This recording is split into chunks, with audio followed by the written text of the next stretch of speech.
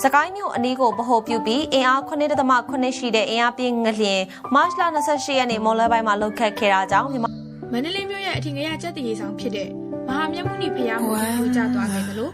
မစိုးရိမ်ရက်ခိတာကြောင့်ရွှေဘုံရှိန်ပလီမန္တလေးတက္ကသိုလ်စေယုံစေကနေဟိုတယ်တွေပြိုကျပျက်စီးခဲ့ပါတယ်။ထိခိုက်မှုတွေရှိပေမဲ့တည်ဆုံးမှုအခြေအနေကိုအတိမပြုနိုင်သေးဘူးလို့မန္တလေးမြို့ကန်တို့ကပြောပါတယ်။ထိခိုက်တာတွေကတော့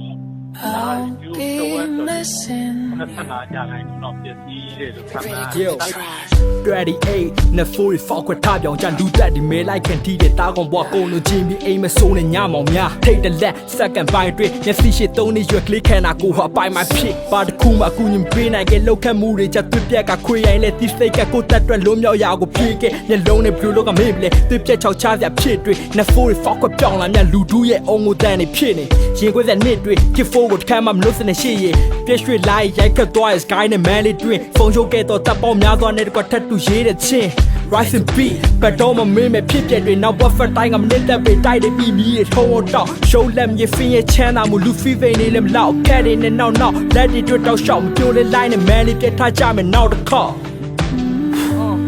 ရှုံးတော့မပြီးမောင်ကိုခွင့်လင်းနဲ့ပြန်ယုံထားဖို့ခွန်အားနဲ့မျက်ရည်တူဖုံးရလို့အားလုံးညီညွတ်စွာကြုံကြစို့ Miss my Melly I'll be missing